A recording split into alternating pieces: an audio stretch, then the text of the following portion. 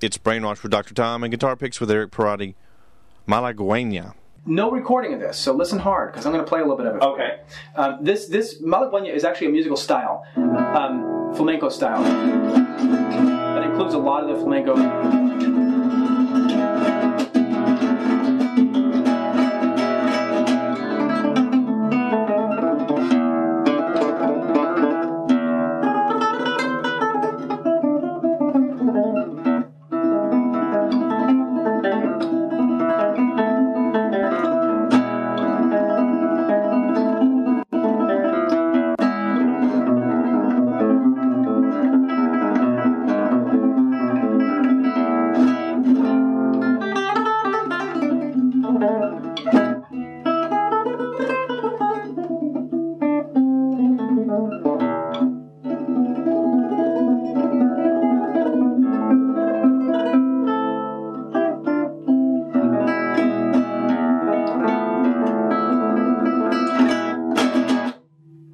And that main melody that I played there, that's always assumed to be the Malagueña. But Malagueña is just a musical style again. There's no one particular melody, but most people do associate that one with it. So I just have always enjoyed flamenco guitar, and because of that, it's difficult to label one particular song because most flamenco is more than 50% improvised. That is to say, the rhythm is sort of a guideline and the scales are sort of a guideline, but a lot of it is centered around maybe a topic theme of just a few notes, and then the rest of it is kind of made up on the spot. So even every flamenco record, album, CD is unique to itself, in that the greatest performers, a good performer for Malagueña or that style is Carlos Montoya. Listen to that guy. His records could, if he put out the same record twice and recorded it twice, it may sound extremely different. To an untrained ear, it might sound like just a duplication of the same thing. But it's usually that kind of music centers around a lot of fingerstyle speed and dynamics and the occasional strumming that's very rhythmic like that, where you're actually treating it more percussive like a drum. And I like that melody though. I've always liked that melody. So anyway, there you go. From that to blues. Now, do you know about what year that came about? Well, flamenco is a mystery. Most people refer to it as being Spanish, but it actually comes from the word Flemish.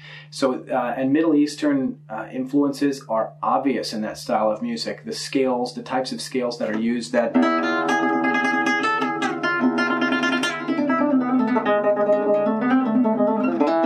although Spanish guitar is very identifiable by that sound as well. But this, again, like Django Reinhardt, is gypsy music. Nomadic people that actually speak an odd dialect that comes from southern France mostly. That's a combination of French and Spanish, almost like a Portuguese, you might say. But it's unique to their heritage, as is the music. And tracing it can be a little difficult to literally determine when it came about.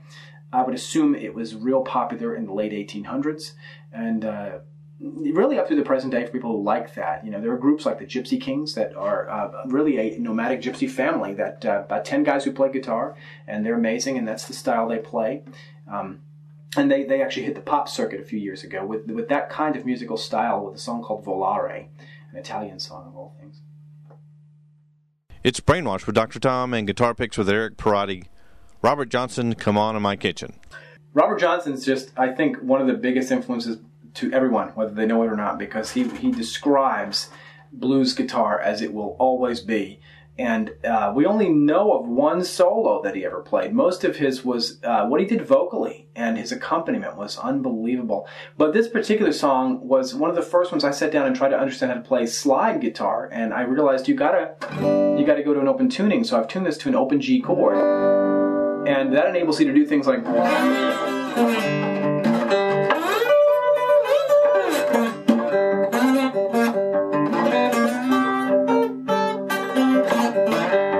But in Come On in My Kitchen, it's like he does this, come on in my kitchen, 'cause it's going to be raining outdoors.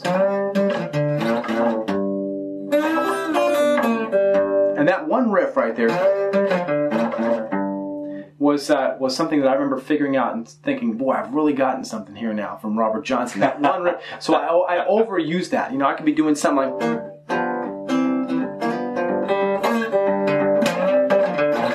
and I got to throw it in there. It's just that's the blues riff. But anyway, he wrote songs like Crossroads, the Clapton song, Traveling Riverside Blues, which is the Lemon song, if you know it, by Zeppelin. And this song, Come On In My Kitchen, I believe, I could be getting this wrong, but I think the Allman Brothers did a recording of that song. So, but just the way that he presented blues on a very early level, that I think everybody, whether they know it or not, is doing something that was influenced by him if they play blues, especially if you play slide. Is it tough finding a good glass bottle like you have there? This is an original Corsedon bottle, which was cold medicine. I guess it still is. And when they were made out of glass, and I've left some of the label on this bottle to prove its authenticity. This one was found at Duncan Music, and it still had the pills in it. It's probably from the 60s. They found it about 10 years ago. Somebody said, hey, look, I found an original Corsedon. They became so popular to be used as slides on, you stick them on your finger, a little jar, and that enables you to slide across the strings.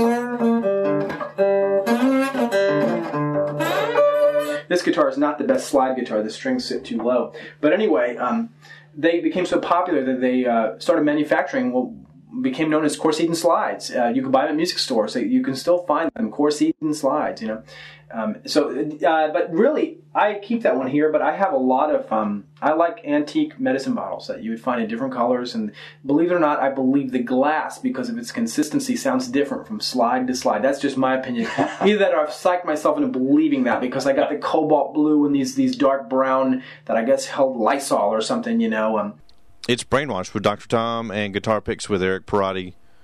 Queen Mustafa. Yeah, the piece is called Mustafa, which is the opening of the album Jazz. And I can't really play any of this, but I can remember that, oddly enough, being my first Queen record, because they were around for a while before then, and that was not their best record. But that, I think, is one of their greatest songs. And it is an Eastern hymn or prayer, pieces of a prayer put to rock. And some of it is in an Eastern language, you might say. The guitar parts are really impressive because they use the particular scales and modes that would be common to that kind of Eastern music. And it's just a great, great piece. And at the same time, it really rocks, which is what I really thought was, as a young kid, that made it even better, that it wasn't just blatantly this Eastern prayer, but it rocked, drums and distorted guitar, and it's just a great tune. I wish I could play some of it. Well, now, Queen did a lot of that kind of thing, right? Oh, yeah. Mm-hmm. Yeah, well, Bohemian Rhapsody is I suppose, the most recognizable of that. But that album, A Night at the Opera, if you have it on vinyl, you play the first song on side 2. It's called The Prophet Song, which has an a cappella, all vocal segment that is just unbelievable. It almost takes apart Bohemian Rhapsody, and it's on the same record. But yeah, they did a lot of really interesting things. And interesting about them, when they did it, they always made a point, before the album, The Game, they always made a point of somewhere saying something like, nobody played synthesizer. And they said it so often that one record said, nobody played synthesizer, again.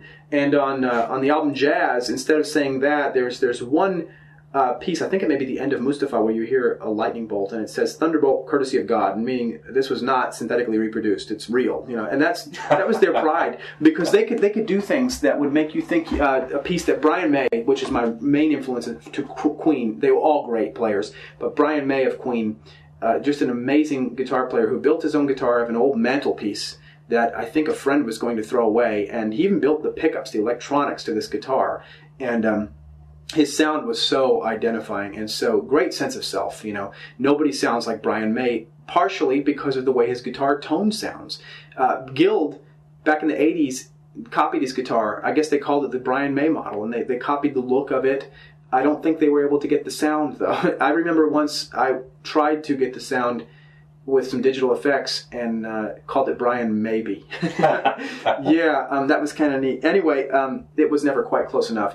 But what a dynamic guitar player. On Night at the Opera, another album we were talking about a minute ago, there's a song called Good Company, which sounds like a 1920s or so like clarinet band, sort of Dixie band, and all the instruments were done on guitars. If you ever get an opportunity to hear that, that's a really neat song. A lot of their songs that didn't hit, like typically, were some of the best. Mm-hmm. But unlike that, I think a lot of the ones that they did that did become popular were some of the best too. They were just a great group. An amazing guitar player, Brian May.